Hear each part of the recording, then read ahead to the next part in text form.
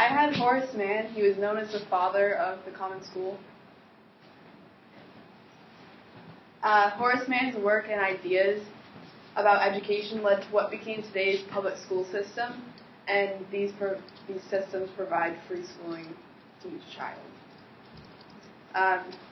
He believed that political stability and social harmony depended on education. Therefore, he started the common school movement, which I'll talk about later. He was born in 1796 and died in 1859. He grew up in Franklin and around Boston and then ended up passing away in Ohio. He lived a life of hardship and he lived in poverty. And because of this, he didn't have great teachers. He ended up educating himself at the local library and took Latin and Greek lessons from Samuel Barrett.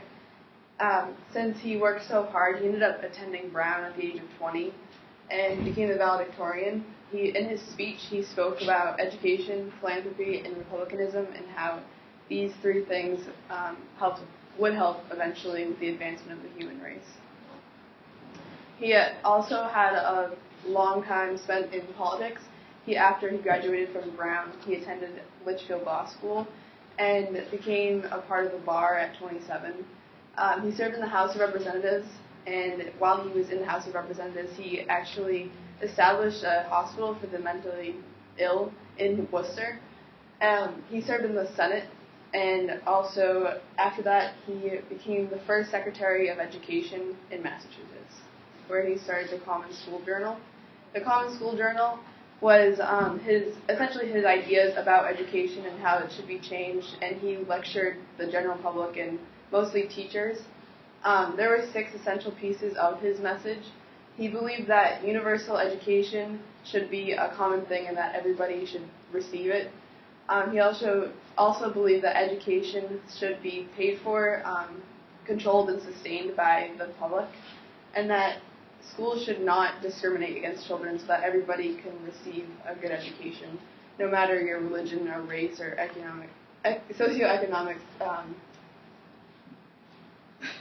place.